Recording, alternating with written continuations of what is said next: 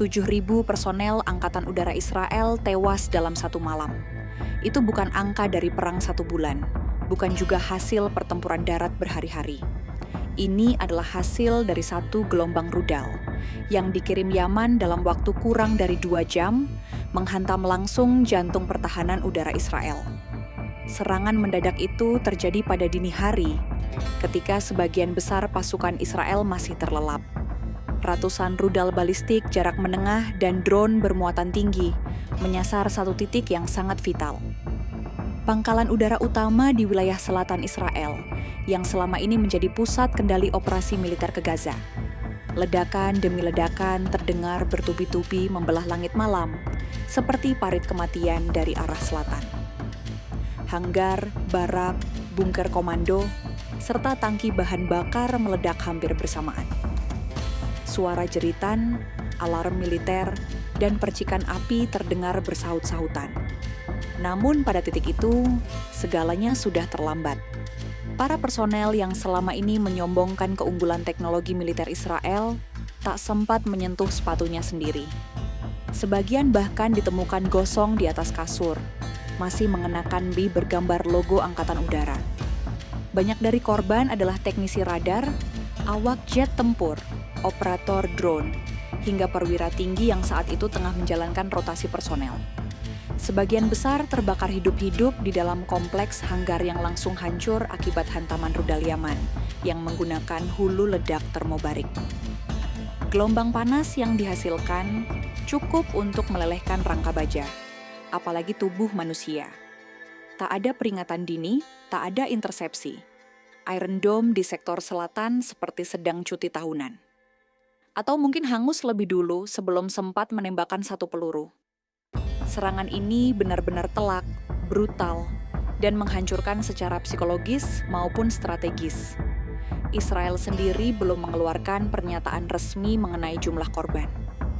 Namun, sumber internal militer menyebutkan bahwa dari sekitar 9.000 personel yang sedang berada di pangkalan tersebut, hanya sekitar 1.600 yang berhasil dievakuasi.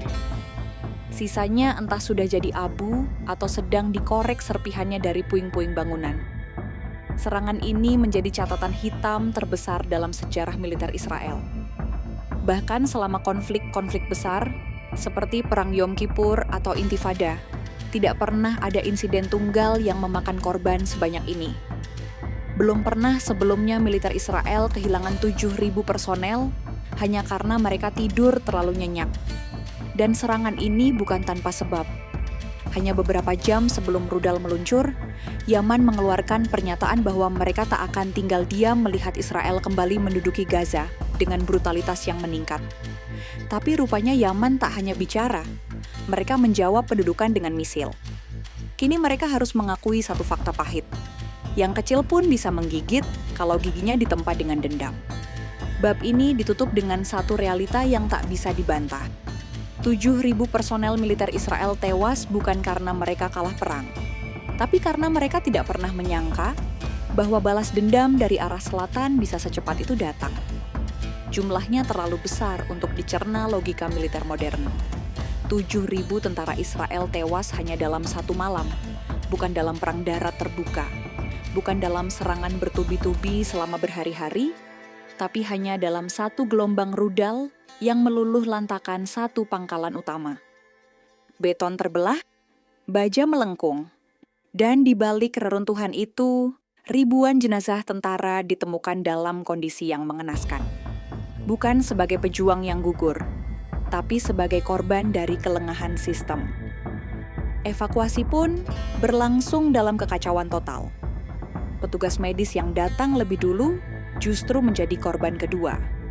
Beberapa unit pertolongan pertama langsung ikut terbakar ketika ledakan sekunder terjadi dari gudang amunisi yang belum sempat dinetralisir. Sementara itu, pasukan Israel lainnya yang berada di luar area tak mampu menembus panas dan reruntuhan. Bau daging terbakar menyebar hingga radius 5 km. Bukan aroma kemenangan, tapi tanda kehancuran. Militer Israel yang selalu membanggakan sistem kesiapsiagaan tinggi, nyatanya tak sanggup menghadapi alarm jam 2 pagi. Mereka hebat saat menekan warga sipil Gaza yang tak bersenjata, tapi panik saat benar-benar diserang oleh musuh bersenjata sungguhan. Kesaksian dari tentara yang selamat menyebutkan bahwa radar pengawasan utama sempat mendeteksi pergerakan rudal dalam 14 detik sebelum ledakan pertama. Namun dalam waktu sependek itu, tak satu pun sistem bisa diaktifkan. Bahkan bongkar bawah tanah tidak sempat ditutup. Serangan terjadi terlalu cepat, terlalu senyap, dan terlalu presisi. Menurut data internal yang bocor ke publik, 45 jet tempur Israel, termasuk 12 unit F-35, buatan AS ikut hancur bersama hanggar. Tak hanya itu, puluhan unit drone Elbit Hermes, sistem logistik udara, serta cadangan suku cadang pertahanan hilang terbakar. Lebih dari setengah perwira senior Angkatan Udara berpangkat kolonel ke atas dipastikan tewas. Mereka tengah berada dalam satu ruangan rapat taktis saat rudal jatuh tepat di atas gedung komando. Ironisnya, rapat itu disebut sebagai simulasi kesiapsiagaan serangan balistik. Nyatanya, mereka tidak sempat menyelesaikan PowerPoint halaman keempat. Di sisi lain, kepercayaan publik terhadap kekuatan militer Israel pun mulai goyah. Banyak warga mempertanyakan bagaimana mungkin Israel yang selalu mengklaim memiliki sistem pertahanan tercanggih di Timur Tengah bisa dihancurkan dalam waktu kurang dari 2 jam oleh negara yang selama ini diremehkan. Netizen bahkan mulai menyebut serangan ini sebagai Yom Kippur kedua, tapi versi microwave karena semuanya terbakar dari dalam. Yang tersisa kini hanyalah reruntuhan. Jenazah tak teridentifikasi. Dan pertanyaan besar, jika satu pangkalan saja bisa hancur separah ini, lalu bagaimana nasib pangkalan-pangkalan lain di utara dan barat? Apakah Israel siap atau justru menunggu giliran? Serangan rudal Yaman bukan datang tanpa alasan. Hantaman demi hantaman yang menghancurkan pangkalan udara Israel merupakan bentuk balas dendam terbuka atas tindakan brutal militer Israel yang kembali menduduki jalur Gaza beberapa hari sebelumnya. Yaman yang selama ini dicemooh sebagai negara termiskin di semenanjung Arab, akhirnya angkat bicara bukan lewat konferensi pers, tapi lewat roket jarak menengah dengan hulu ledak berkekuatan tinggi. Pendudukan ulang Gaza oleh Israel yang dilakukan secara terang-terangan memicu gelombang kemarahan lintas batas.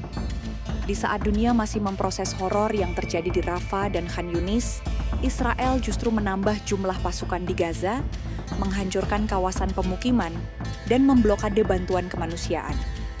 Yaman di bawah komando langsung kelompok perlawanan yang selama ini menguasai wilayah utaranya, menyatakan bahwa tindakan Israel adalah bentuk penjajahan modern yang tak bisa dibiarkan.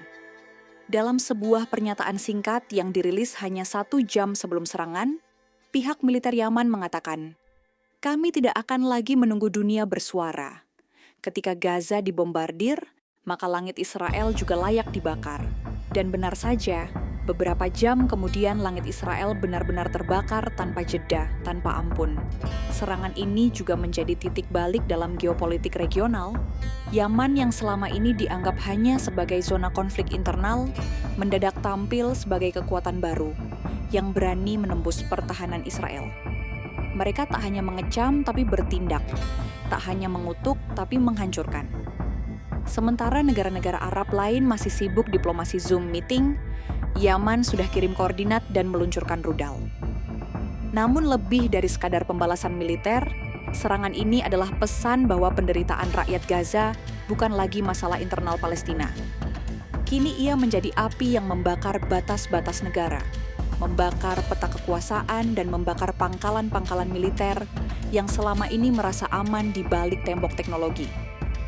Yaman seakan berkata, jika Gaza tidak bisa tidur karena bom Israel, maka Israel pun tak berhak tidur nyenyak tanpa rasa takut. Pesan itu sangat jelas dan disampaikan dengan sangat mahal. Bukan lewat embargo, bukan lewat kutukan PBB, tapi lewat 7.000 jasad militer yang kini belum sempat dimakamkan. Dunia mungkin hanya mengutuk. Tapi Yaman menekan tombol peluncur. Dan yang lebih menyakitkan bagi Israel, bukan hanya rudalnya yang menghancurkan, tapi fakta bahwa yang menembakkan adalah negara yang selama ini mereka remehkan. Dengan ini, Yaman telah mengubah narasi perang. Tak ada lagi dominasi tunggal, tak ada lagi untouchable military. Mereka menunjukkan bahwa siapapun yang cukup marah, cukup nekat, dan cukup cerdas secara teknis bisa menyalakan neraka, bahkan dari padang pasir. Di malam ketika ratusan rudal dari Yaman melesat melintasi langit, satu pertanyaan menggema di seluruh Israel. Di mana Iron Dome? Sistem pertahanan udara yang selama ini dielu-elukan sebagai tameng besi itu tak terdengar, tak terlihat, bahkan tak berfungsi. Ratusan rudal menghantam titik-titik vital tanpa satu un berhasil diintersepsi. Tak ada ledakan di udara, tak ada jejak tembakan anti rudal, tak ada notifikasi target, yang ada hanyalah keheningan lalu kehancuran. Sebuah sistem yang katanya bisa menghentikan hujan roket dari Gaza, ternyata tidak bisa menangani badai rudal dari Yaman. Mungkin karena Yaman tak pakai roket pipa paralon, tapi rudal balistik serius bukan buatan dapur gerilya. Investigasi internal awal menyebutkan bahwa Iron Dome di wilayah selatan sempat aktif selama 17 detik sebelum tiba-tiba mati total. Beberapa sumber menyebut overload sinyal dari rudal-rudal yang datang secara bersamaan membuat sistem lumpuh karena tidak didesain untuk menangani serangan sekuat dan serapat itu.